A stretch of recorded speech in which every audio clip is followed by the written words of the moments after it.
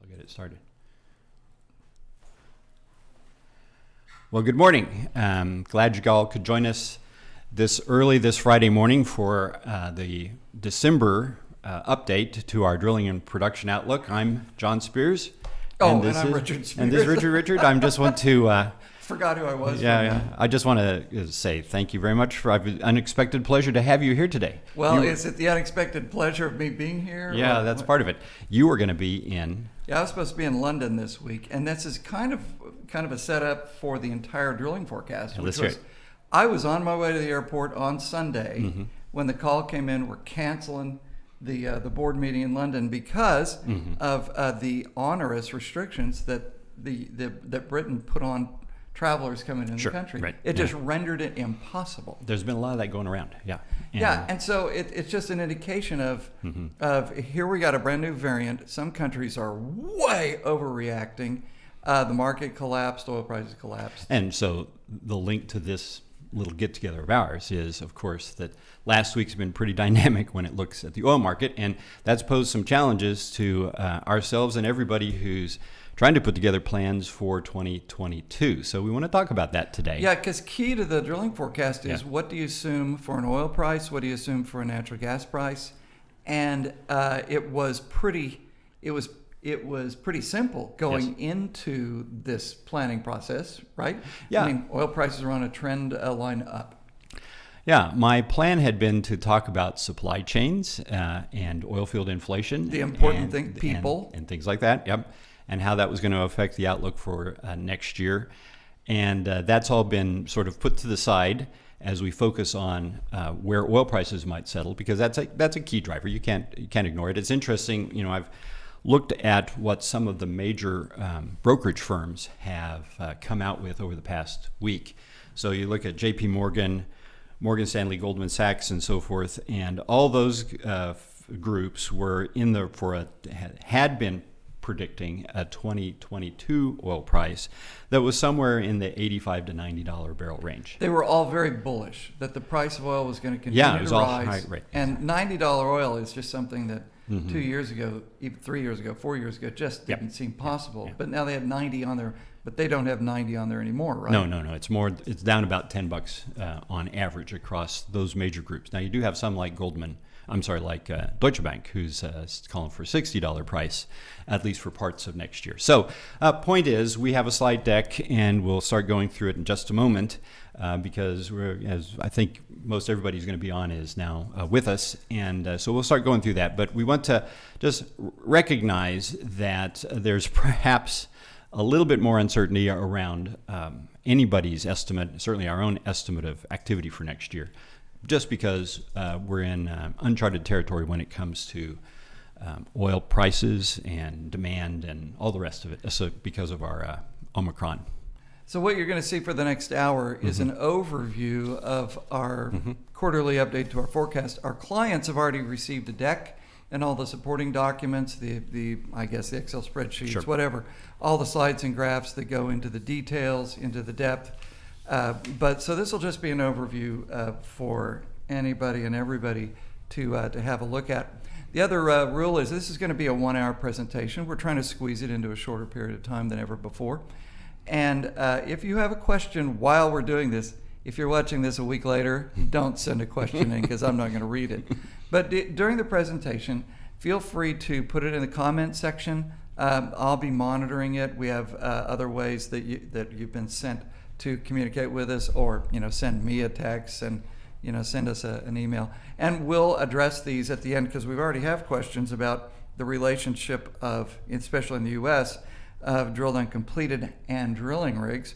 We've got some supply chain issues. We've got what are material costs, especially steel, doing. We've got people shortages questions. So we've already got a bunch of questions that we will address if you don't talk about them during the well, let's get started. Anyway, I'm going to turn it over to my brother John. Okay, great.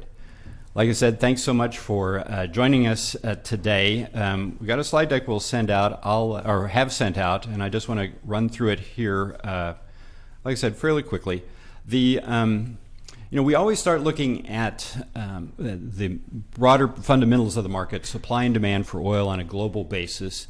Do that because that sets up, certainly for some part of the operator community, particularly our large super majors and so forth, who they think about where markets are going over a decade, what prices will be over the next 10 years and so forth. That underpins much of their planning for their investments in exploration and development and so forth. And so key to that then is a view as to what's happening on to demand and supply, both over the next 12 to 18 months and longer term. So here's what the expectation had been pre-COVID with regard to global oil supply and demand. As you see there, on the demand side, the forecast had been that consumption would rise to about 101 million barrels a day next year, up a little over about 3%.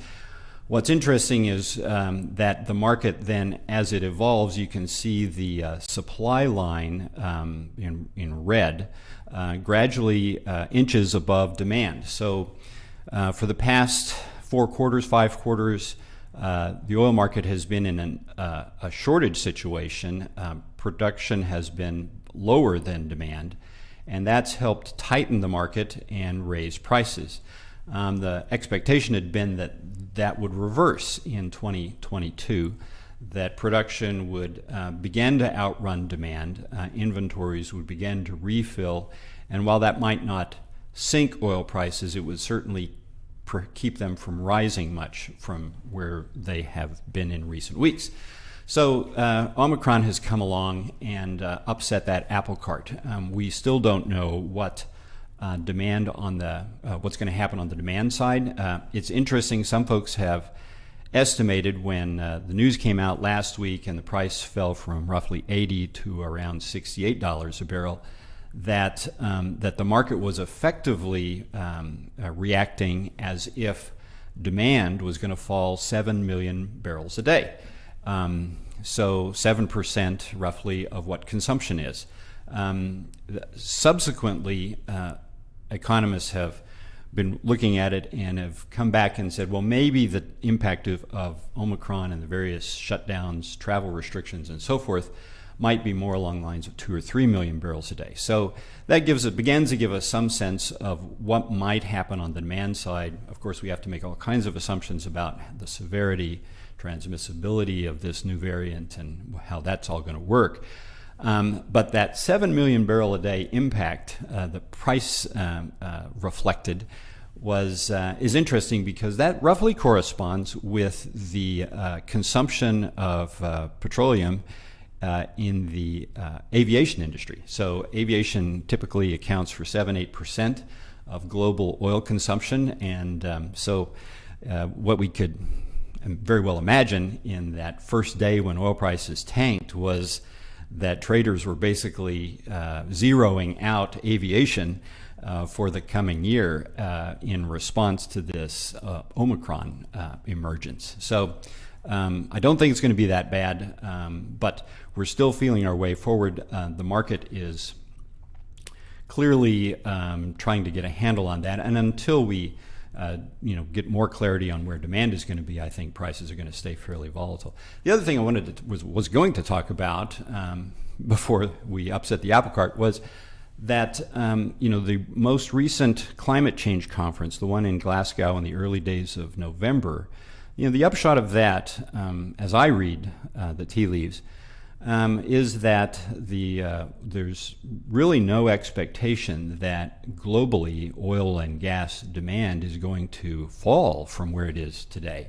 There weren't really those kind of legal or regulatory commitments that governments took that would do much about changing the course or the direction that we see oil demand and gas demand moving over the next several years. So that conference was sort of a non-issue. I think it became not much of a factor in terms of setting the expectations for the next 5 to 10 years as to what where demand is going to go. I think it will move gradually higher from where it is today. Certainly the curve doesn't appear to be bending just because of the conference that just wrapped up in Glasgow. So again, the larger oil companies who are thinking in decades terms when they begin to evaluate their E&P prospects, I think can sleep fairly well with that in mind.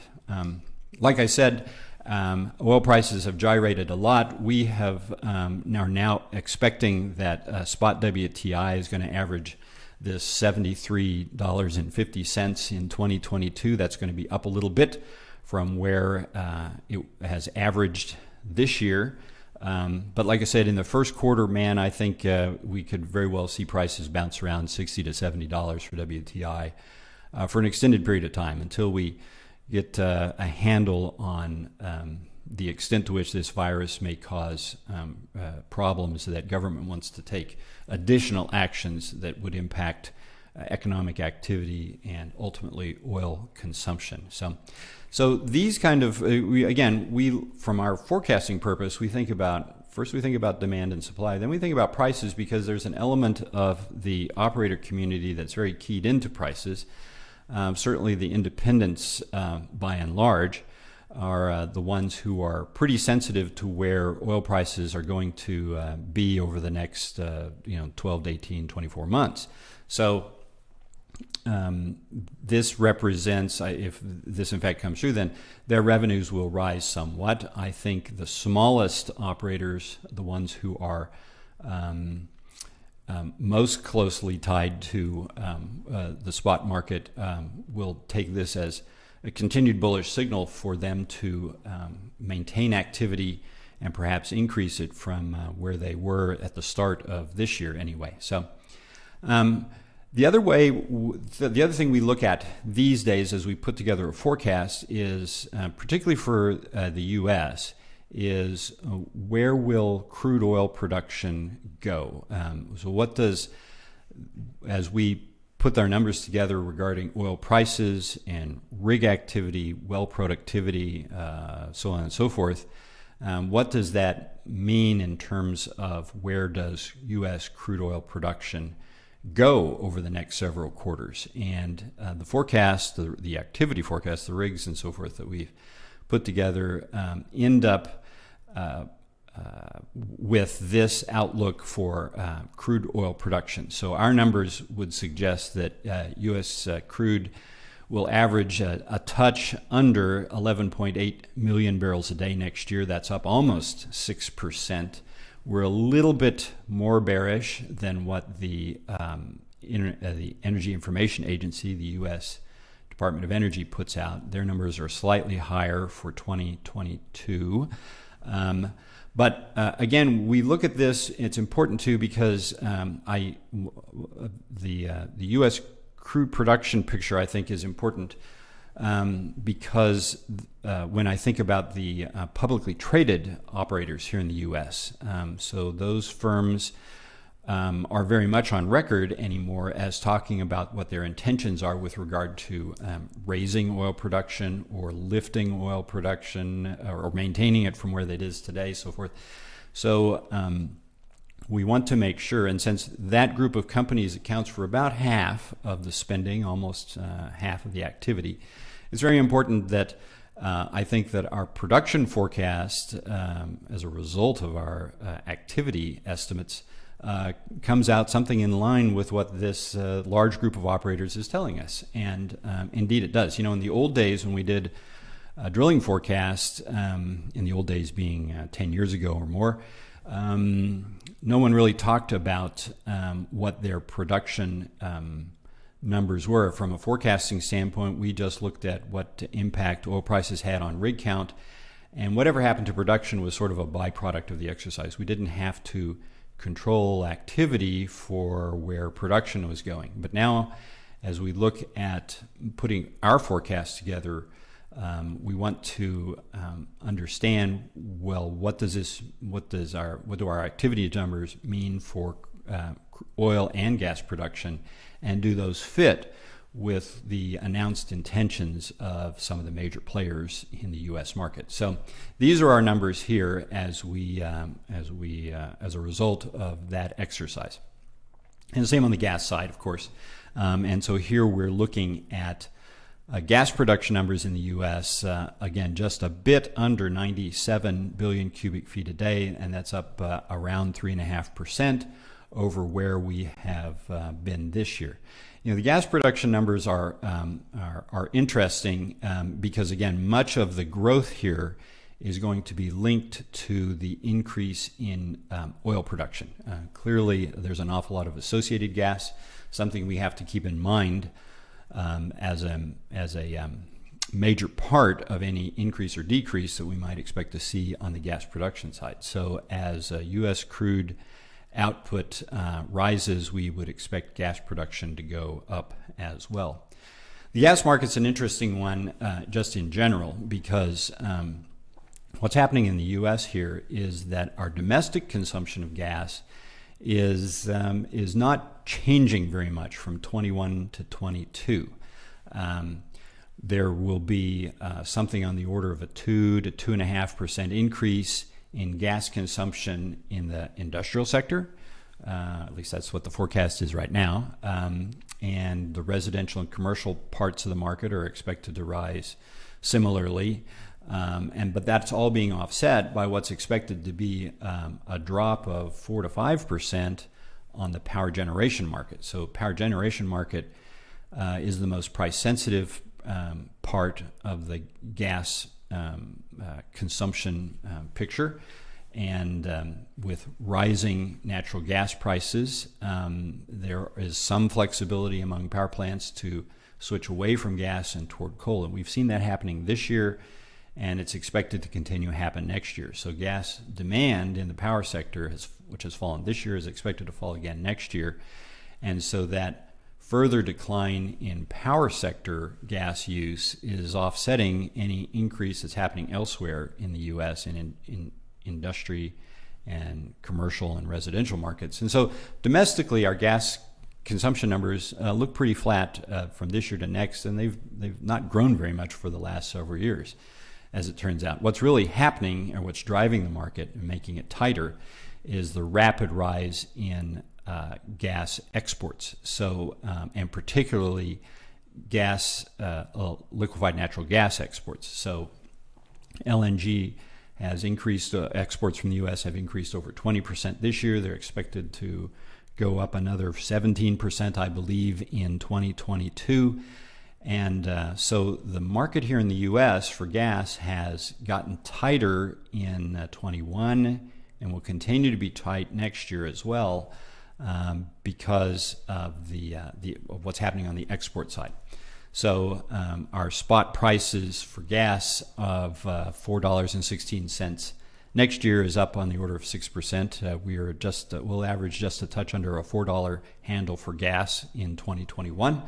and up a little bit more in again next year. Again, market stays tight because as you look around the world anyway for what's happening in terms of gas demand and LNG trade, the LNG market's just gone off the charts this year because last year was very cold in Europe and northern Asia, leaving gas supplies very low there. They've been scrambling to fill up their gas inventories, and they've been bidding up the price of gas accordingly. So in the October, for example, the price of LNG in the Asian market was over $30 per million BTUs. And again, LNG here in the U.S. was selling for something like $8.50. So there's quite a difference in what some of these export destinations for LNG are paying, and the fact that U.S. gas is relatively low priced, I think will mean that we'll continue to see a pretty healthy demand for gas, LNG exports here in the U.S. next year, and that's what's keeping the market tight and should keep gas prices elevated. Because again, inventories in Europe are pretty low. Gas inventories just were never replenished to the extent that they normally were, and what with a lot of questions around how much gas they might get by pipeline from Russia, there is the prospect, as I understand it, that not only will Europe see higher gas prices this coming year and higher power prices, but there might also be rolling blackouts as we see efforts to try and balance the market if the weather turns especially cold. So gas market looks pretty strong. Oil prices, certainly a lot of question marks around where they will settle in the first part of the year. But again, we think the market will tighten for oil as time goes by because OPEC Plus remains willing to take action to support oil prices. That's been a key element of their strategy for the last several quarters. And even though in yesterday's meeting they apparently agreed to go forward with the planned increase in production, OPEC Plus's planned increase in production for January, they gave themselves a certain amount of a backdoor to cut production if demand began to show signs of real weakness. So we think that OPEC Plus will take action, and over time that will help support oil prices. And that's why we're in this $70, $75 range for oil prices next year. The gas market works separately, but it should continue to see reasonably good prices again in 2022. So the other thing then we take a look at when we put together particularly our U.S. forecast is what's the story with regard to financial discipline on the part of the publicly traded U.S.-based oil companies. So we have a group of about 25 of these companies that we pull numbers from each quarter to see what they're doing from the standpoint of what's cash flow, what's capital spending, what does that look like in terms of the reinvestment ratio and so forth.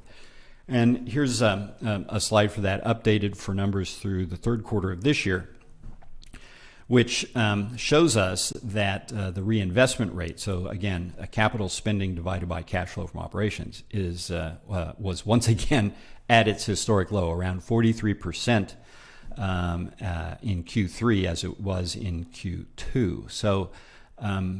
So clearly these operators are continuing to be very disciplined in terms of how they're allocating their monies.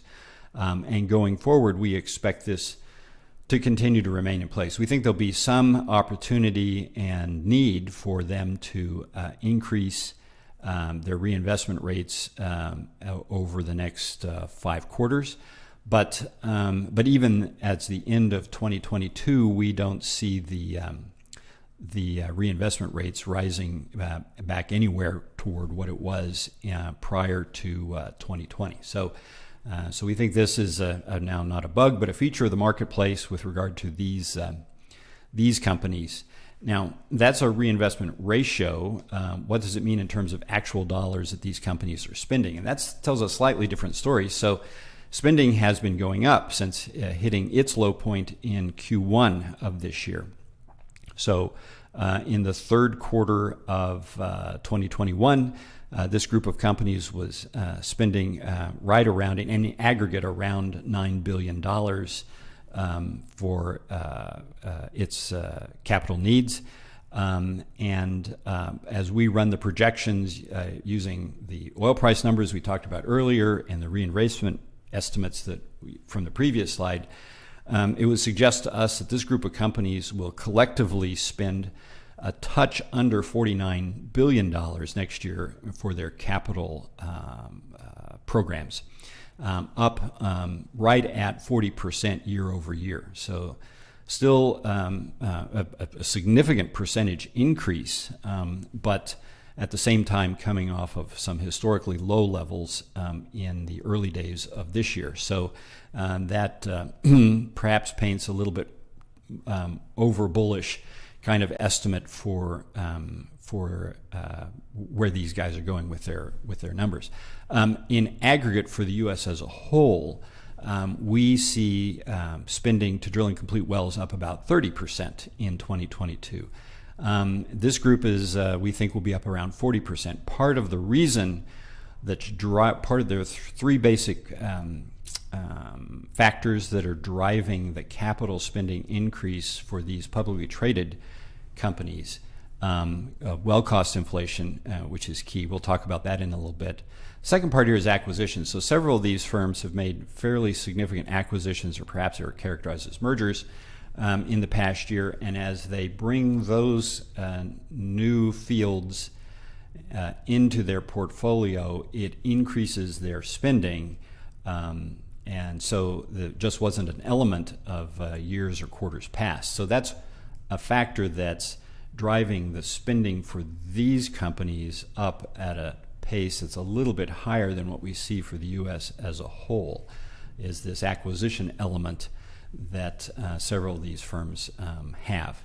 And then finally, the third part of the third leg of the stool, as it were, with regard to capital spending programs is the attempt to maintain production, maintenance capital, as it's referred to, in order to hold production steady or perhaps increase it a little bit from today's level going forward. So you got three things that are driving the capital spending programs of these companies, and we just want to understand what they are and how that fits into the larger picture of the overall U.S. CapEx.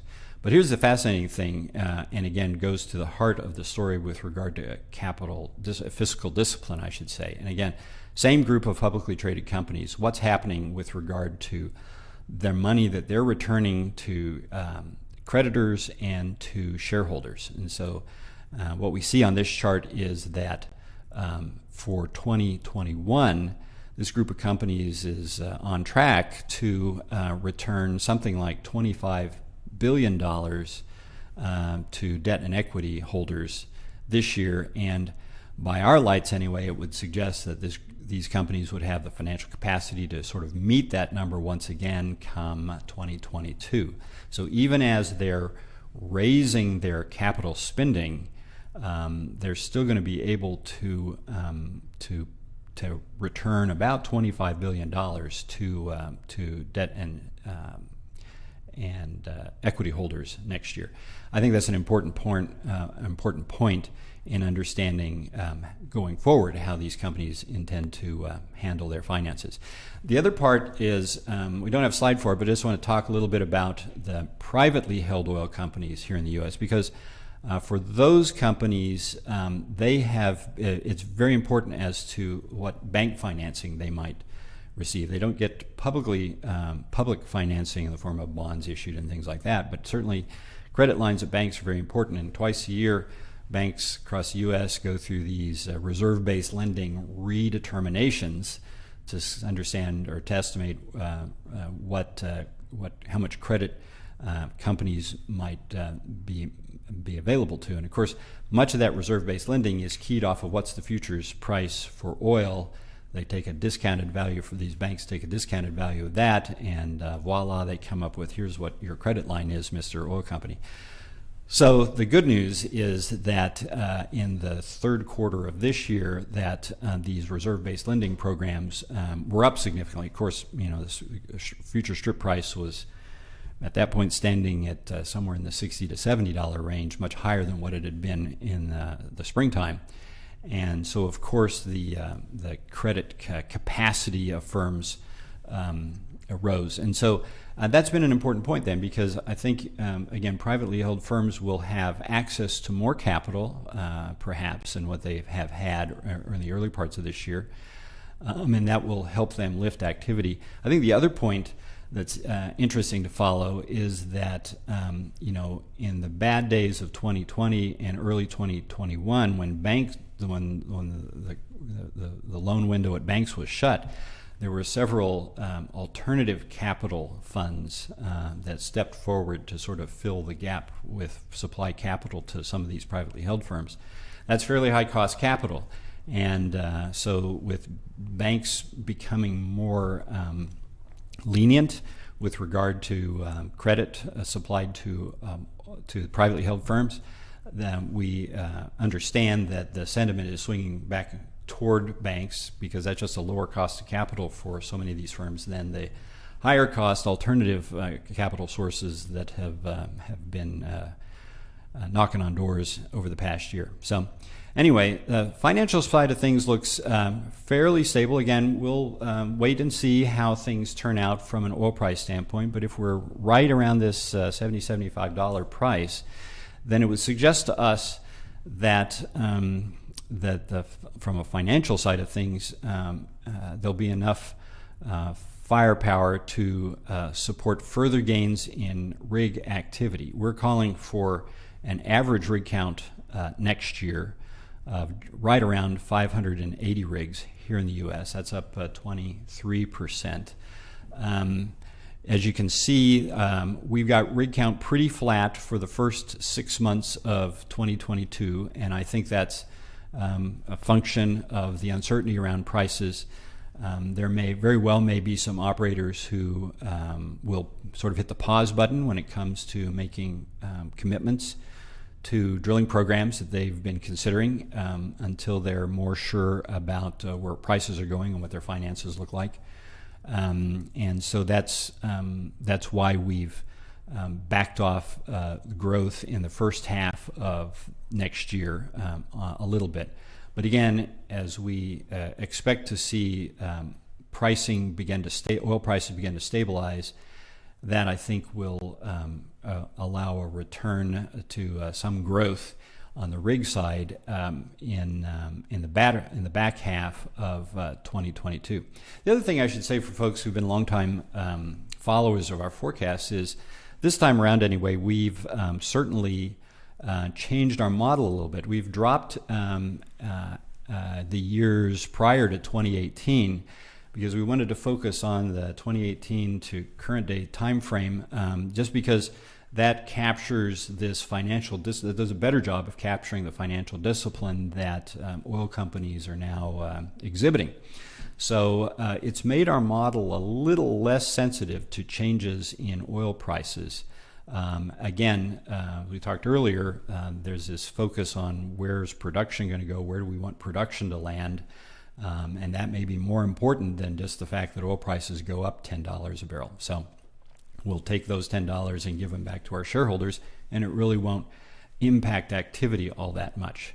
So there's certainly an element of the operator community that is thinking in that fashion now. And we wanted to acknowledge that, and that's why we've made these kind of changes to our U.S. rig count modeling exercise. So that's the rig count numbers from a well spud standpoint. Again, how many wells we think will begin being drilled year over year, and our spud number comes up to just a touch under 14,500 new well starts in 2022, and again, as you would expect, that's up 23%, in line with what we see happening on the rig side. We talked to and have spoken a lot this year about completion work and frac activity, because frac activity has grown about 30% around 20% in 2022. We estimate Again, rig activity was up 6-8%. So there's been this dichotomy with completion work going up much faster than drilling activity in 2021. And as we've said before, this has all been caused by the fact that operators have lowered their inventory of drilled but uncompleted wells. So as they've worked off that inventory, it's allowed completion activity to grow, but delayed the day when they needed to start drilling new wells. Well, as we've said, we think you can only sort of play that game once of drawing work out of inventory. So starting in 2022 then, or continuing in 2022, we see rig activity growing at this 20 to 25% year-over-year rate.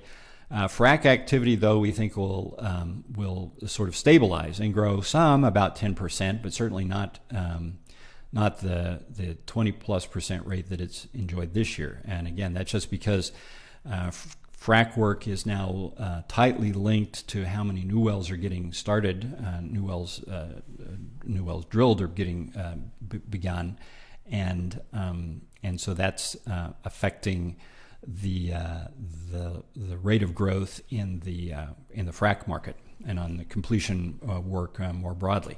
So we had been thinking that the minimum number for drilled but uncompleted wells was going to be around 5,000. I think we overestimated what that minimum number could be. I think it will end up being somewhere below 5,000, between 4,000 and 5,000 now, probably closer to 45, somewhere in the 4,000 to 4,500 DUC count range as 2022 unfolds. So that has, because we have lowered that estimate of where DUCs are going to, what might be, that's helped lift the frac activity numbers in our forecast. So back in September, we were talking about frac activity growing only about 3% next year. Now we're talking about a 10% growth. And the difference between those two numbers is just the fact that there's going to be some continuation of this drawdown on the DUC fleet, as it were, and that's going to help those folks over in the completions market. Cost is a very important thing. Real issues in some operators' mind as to whether or not the supplies they need will be available, and work is not being started. Wells are not being spudded until operators have the casing on hand, on site, that they'll need when it comes time to cement the well. So that's becoming an issue. And as we've studied this more, we've raised our estimate as to what how much well costs will change going forward. So we're now in the 10 to 15% range for well cost inflation from the end of this year to the end of next year. You can see the quarterly change over the past 7 months. And pricing has certainly begun to recover, but there's still a real issue for profitability on the part of many service firms, and so we expect them to continue to press for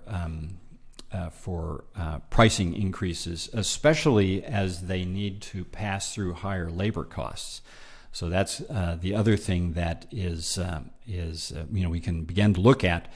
And labor turnover in companies at the field service level anyway is well in excess of 50% for many firms, annual labor turnover rates.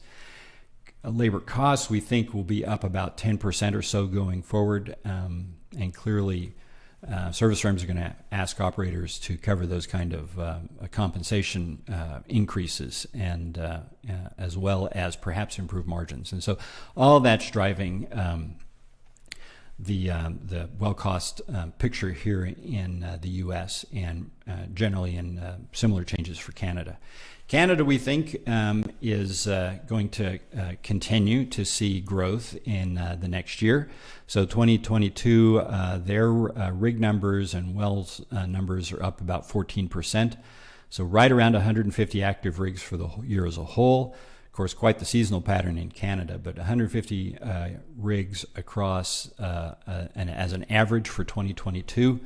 around 5,700 wells drilled, and right at 50 million feet of hole associated with those rigs.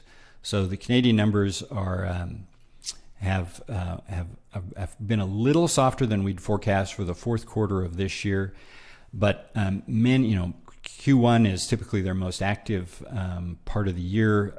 The plans that they have made, that operators in Canada have made for Q1 activity, are largely in place. So the fact that Omicron has come along at this last minute and begun to play havoc with regard to oil prices, I'm not sure that's going to have a significant impact in terms of Q1 activity. That will probably begin to feel, depending upon how things settle with regard to pricing and the new variant and so forth. We would expect that the impact of that would really only begin to show up in the second and third quarters of next year. But these are what the numbers for the year as a whole suggest to us being the case in Canada. International is, again, a market that so many of the players there, deep pockets, really base their plans on 10-year price decks for oil and gas. So the recovery has, we think that market has been seeing will continue in next year as well. In aggregate, we're looking at about a 12% increase in rig count in the international sector. So this would be Central and South America, Europe, Africa, the Middle East, and Asia Pacific. We don't include numbers in here for Russia, China, or Central Asia. So these are the Baker Hughes rig count numbers outside of North America. So 800 rigs on average active next year, a little over 8,000 wells drilled, and around 62 million feet of hole, land and offshore. And I know that there are a number of firms that are particularly interested in the offshore rig market outside of North America, and so this is just looking at that segment of the international piece. And so offshore rigs have grown as well, but we think for the year as a whole, we're looking at about an 11% increase, so pretty close to our overall growth in the international market, up 11%. And as you can see, 166 active rigs and so forth in terms of wells and footage drilled. There's been some optimism among the offshore drilling contractors for improvements in their day rates as the markets come back up, and looks to be growing going forward. But again, the point we would make about the offshore sector is that as many of the companies, many of the operators that are active here have plans as companies to move away from oil production. So I'm thinking primarily of the European majors, BP, Shell, Total, Equinor, Eni, and so forth. And so that's going to inhibit the recovery in offshore activity, I think. Many of the operators there have sufficient reserves to meet what they anticipate will be oil demand going forward. And so there's no real push to go off and conduct exploration like there might have been in the past in previous cycles. So the offshore rig numbers are improving, and certainly there's expectation for a number of project approvals to be strong. In fact, some have suggested that the project approval queue was back to where it had stood in 2019, prior to the emergence of COVID. So again, that's mostly development work. That would be development work, and so that side of things looks pretty good. But we're going to be missing the exploration piece, or a good chunk of the exploration piece that we might have previously expected to enjoy. And just to touch on regions around the world, so 12% growth rate in aggregate for international, but it looks different when you look at it by region. Central and South America, we think, will be up about 20% next year over this year. Brazil, again, to highlight that market, looks like it's going to have a significant number of offshore development projects queued up for approval over the next several years. But in contrast to Central and South America, we see very little change happening in Europe, 2%, so that's about one rig added to the rig count over the course of the next year. again, the governments there are largely moving away, and the firms that operate in those areas are under a lot of pressure to back off of oil and gas development. And the news this morning was just about Shell pulling out of a project that it had long planned to conduct in UK waters. So again, this is an element that we just have to recognize will tend to keep a cap on activity in Europe going forward, and not just 2022, but for well beyond that. Africa up about 17% as activity there begins to recover. The offshore E&P sector in Africa is one that's beginning to brighten up. Some of the countries in West Africa, think of Nigeria and so forth, are beginning to restructure their fiscal terms, and that's beginning to help operators find the money to go forward with some projects that they have long planned.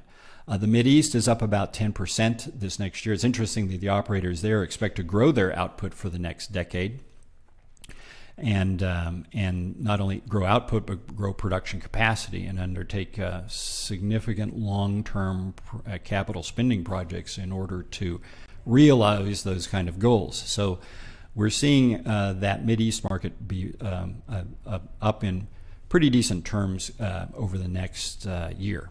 And finally, Asia Pacific's another one, up again in line with the aggregate international story, up about 12%. Asia Pacific's a market that is highly linked to gas development, gas exploration, and so the high LNG prices that we're seeing today, I think, are certainly going to lift the gas side of the Asia Pacific drilling picture going forward. So, and then finally, we round off by talking about three areas that we try to keep tabs on, but are pretty opaque and very difficult from a forecasting standpoint. We'll just acknowledge that up front. China up, we think, will be around 4% or so this coming year. The government's putting a lot of pressure on the operators in China to lift their output so they're less dependent upon foreign supplies. At the same time, CNOC, the offshore company, is looking for more foreign partners for its work in the South China Sea. So that's the story we think in China. Russia is up about 5%. It could possibly be much higher than that because operators in Russia are moving to monetize their reserves. And so they're certainly increasing their production. We expect Russian production to grow about 10% over the next couple of years. And they'll need to stay busy, get busier in order to make that happen. So Russia we could be a little light in terms of our forecast for the Russian market. And finally, Central Asia is another one split between a lot of different countries, sort of goes between big, substantial oil projects and large gas projects dedicated to supplying the Chinese market. Again, countries in that area we think will be up a touch next year as those projects and that work continues to recover from last year's disruptions. So those are all of our numbers at a very high level and a quick pace. For today, we've got a little bit of time left to answer any questions that folks might have sent over about things that I talked about or those kind of topics that I didn't address. So happy to come up with stuff. Rich, I know you've been following some things. Where should we get started? Yeah, so I'll just dive in. We've got a couple of questions on the YouTube channel. We've gotten questions sent to us directly. So let me just summarize them. It is about the whole issue of the relationship of DUCs and drilling rigs. Yes. Right. Here in the U.S. Yeah, because it's only here in the United States where that's mattered, and because a little bit of the history is up until recently, you had a whole bunch of completion-related work in the form of frac jobs that were actually trying to get wells online that had been drilled sometime in the past. Yes. And so the question is, what is that irreducible number of drilled uncompleted wells, because you've always got them, and are we at that drilled uncompleted ratio, and is there a risk here that we would build the DUC count again, or have we just shrunk it to the smallest amount that it can? Yeah, so that's a good point. I'll take them sort of in reverse order. DUC activity, DUC counts will continue falling. We had thought they would stop around 5,000 because they were at 8,000 at the peak in the middle of 2020. So we thought 5,000 was a heck of a fall. Now it looks like the numbers might drop by 50%. 4,000 duck count number may be where the new bottom is, really, I think. As operators have been able to better plan activity and shorten the time where they've had to wait for, you think you get a well drilled and then you wait to frack it. Why do you wait? Right? Well, there's the issue of getting the necessary equipment on site, the production equipment and so forth in place, because you want to have that done before you frack the wells and begin production. You've got to wait for frack crews and so forth. And so there have been some infrastructure kind of things that have slowed it down. I think this year we've seen operators work really hard at trying to shrink those kind of flat spots on the schedule. And that has helped then reduce that inventory of drilled but uncompleted wells. So maybe 4,000 is where it ultimately ends up bottoming. But I think once it gets there, then I think operators are going to work very hard to keep activity or keep it from growing very much. I think one of the things also is that 2 years ago, 3 years ago, probably the average number of wells on a well pad was around 2. Today, the average number of wells on a well pad is around 4. Yeah, right. And so if you get a frac crew out, you're not completing 2 wells, you're completing 4 wells. And that has this impact. Yes. It again, the ratios of things, right. The relationship between drilling rigs and drilled and completed wells is changing all the time. And so, but it does impact the supply chain. So one of the issues that we've got, you talked about supply chain a bit, but one of the concerns that we get a call on every day is I can't get any more people.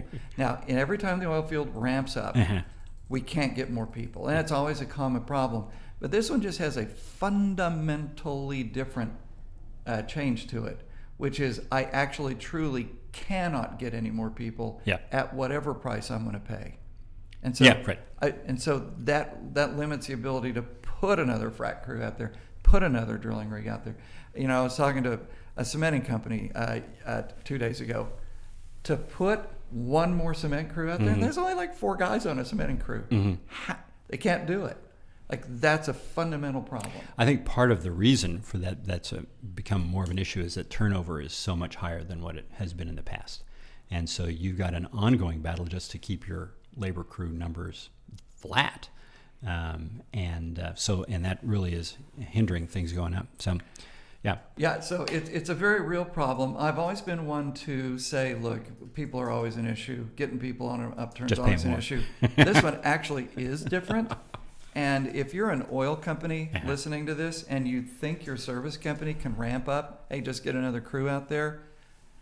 Not so fast. It's not happening this time. It's far harder, and it's not going to come at the price you paid for the last well servicing rig, cementing, pump truck, whatever. All right, here's one that says, what, if any, impacts do you see on price and supply from the potential increase in federal royalties and its ugly, stepsister, lease moratorium? So again, it's a very U.S. centric question. And have you already factored that in? Well, so that proposal really just hit the press just a few days ago about increasing the federal royalty rate. And I'm not even sure that there's been a number suggested that the royalty rate, which is 10 or 12% today, what it might go to. So the Biden administration has said we want it to be higher, but I don't know what they've said higher is. So we haven't factored that into our forecast for U.S. activity, just because we don't understand it well. But it is out there, and could begin to have an impact depending upon how fast things get settled. But it'd probably be 2 or 3 years before we begin to see new fields with higher royalty rates. Because they wouldn't go back in and change. I don't think there'd be any. I think they'd be grandfathered, whatever's because every country that has a mineral that's owned by the government, which is pretty much every country, there is a form of a federal royalty payment that's paid whether you're in Angola or Nigeria. Yeah, so this is an interesting thing because in so many countries, we're beginning to see those kind of government takes rolled back.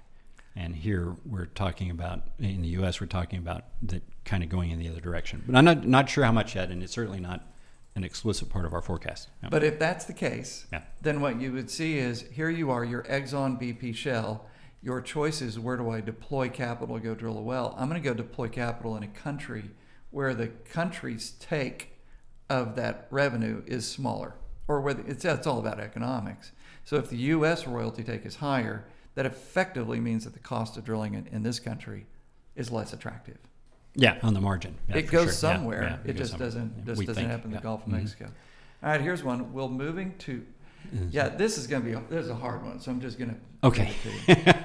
How will moving to zero emission Uh-huh. using electricity and renewable energy sources impact oil and gas production in the next decade, assuming decades, assuming that we reach zero emission?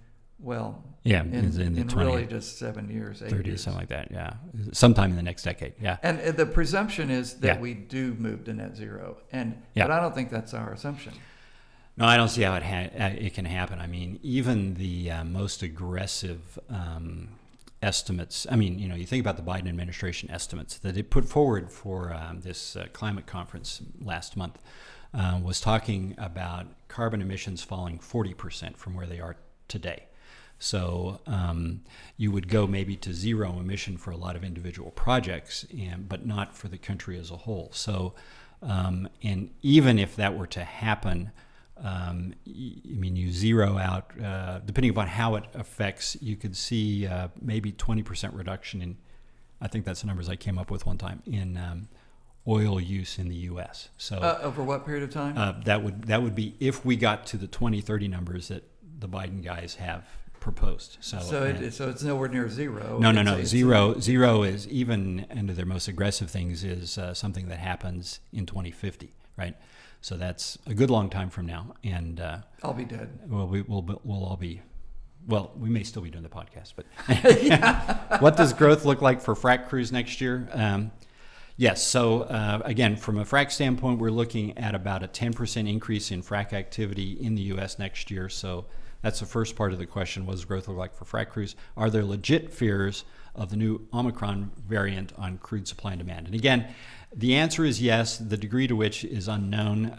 On the range that I've heard people talk about is maybe a 2 million barrel a day hit, 2% hit to oil demand, to maybe a 7% hit on oil demand. And again, we have to remember that in the Q2 of 2020, worst days of the virus, it was down about 15%. So that was the end of the world for the oil and gas business. If do yourself a favor, look in the South African newspaper, I can't remember which one, and look for the opinion piece or the letter to the editor that the woman, the doctor who announced to the world that she finally had a patient that had this Omicron thing, look at her editorial that she wrote in the last couple of days saying, this is mild. You Europeans are way overreacting to this thing. The effects of that. The effects are really mild. It just appears to be really mild for the folks that she has seen, right? Yeah, right. Which are go home and drink water, and her very first patient didn't even know he had it. Yeah. So I think that there's always a risk, especially in the new era, of way overreacting to bad news. I don't think it's possible to way overreact to good news. We overcompensate, because you think about when COVID came out, we underreacted, right? And so now we go the opposite direction. So perhaps that's the case. We'll see. Let's see. Where are you expecting to see rigs being added in the U.S. in 2022? Yeah. So again, it's mostly going to happen in oil-prone provinces. So the Permian is looking pretty good. Year-over-year increases in the Niobrara.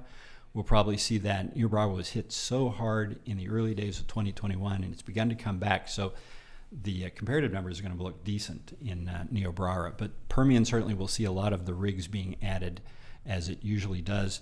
I'm not sure we're going to see a lot in the Bakken. The gas plays, like in the Marcellus, probably won't see much in the way of rig count growth, because they're constrained about pipeline. takeaway capacity up there now. And so they really can't lift production, as it were, because there's no way to get it to market. We might see some gas rigs added in the Haynesville as a sort of a dry gas play. Eagle Ford has not seen a lot of increase this year and probably won't see much increase going forward. So I think I've hit the high points there. So here's the thing that you need to consider with regard to the Permian Basin. And I'm concerned that the oilfield service companies who have services in the Permian Basin Yes. are actually not profitable. That the ability to actually put cash into the company Right. as a result of doing work for a customer is really limited. So at current activity and pricing levels, Yep. they're not hitting the numbers that they would like to hit. And so here's Yeah. what I think we're going to Yeah. see over the next 6 months, Yeah. if not the next 3 months, Yeah. is the closure of oilfield service company operations in the Permian Basin and the migration of those companies and that equipment to a place where it can actually make money. So, I mean, there's going to be people associated with those services who are going to choose to not leave the Permian Basin. And so maybe they do go over to those, that cementer that is not going to go into the Rocky Mountains. And so maybe people come from there. But I think that what you're going to see is service companies have had a full year of increasing activity, and now the ownership groups, the boards are going to look at those things. How do we do in 2021? And if you didn't make money in a division or a district, it gets closed, and the capital gets redeployed to a place where it can make money. I would, so I follow what you're saying, and I think I agree with it. I would expect that the service companies we see doing that, taking those kind of actions first, would be maybe not the tier one companies in terms of market share, but the second and third tier guys who are looking for a place where they can realize a higher rate for their work. So here's one other thing, talk about supply chains, I think we'll begin to hear more about, and that's the question of, can service firms get insurance next year? So we've already seen banks take actions and investors take actions that say, listen, I'm not going to invest in your company, I'm not going to loan money to your company because you're a fossil fuel-based business and we're out of that business now, right? And I think we're beginning to hear that there are now some insurance firms that are basically adopting the same attitude. And if that were the case, then what do you do if you're a service firm and you can't get insurance? Or your insurance rates are now, I don't know, many-fold higher than what they have been, right? And it's something that we hadn't factored into our equation because we've been thinking so much about from the investor and banking point of view that says, well, if the banks are closed to you, you simply wait. And you build up your cash reserves, and and then you self-fund that way. You just self-finance, But if you can't get insurance, then you have to self-insure. Yeah, can you? Right. And that's not a guy with 2 pickup trucks or 5 workover rigs, or you've got to. That's where scale comes in. Yep. Because the big companies can self-insure, or like we do internationally with offshore drilling, what do you do? Yeah, so they can do that, or they get indemnified by the oil companies for the work that they're doing. So, but yeah, the small guys will have a tough time of it, finding. And so, like what happened on the finance side over the past year, where alternative capital sources became available, right? High cost capital, but it was there. You may have alternative insurance sources sort of emerge again, but it's going to be pretty high cost, and that's going to really impact the bottom line for the firms that end up going that way. So I think that if you're an oil company, you've got to know that your service sector is struggling with a whole bunch of factors, particularly in the United States, but also internationally, where you have ownership groups. I mean, I sit on a lot of boards. If a country or a product line is not currently holding its own, then it can't be sustained, and so it'll be closed. And we're going to put the capital in a place that'll carry itself. And so, as an oil company, you've got to be on high alert about what are my service options, what are my equipment options that are going to be there at this point next year. Well, with that cheerful news, now let's hope that next year will be a more profitable year for everyone. And so we're just over our time limit. I appreciate folks who stayed with us. If we haven't had a chance to get to the questions that you wanted to ask, please feel free to get a hold of Richard or myself. We'll get an answer back to you as soon as we can. and in between now and next March, when we repeat this process, we'll stay vigilant to where prices are going, and if there's changes we feel are needed to be made to our forecast, we'll certainly get those back in front of our clients. So thank you so much. Thanks for we'll tuning wrap in. it up. Take care.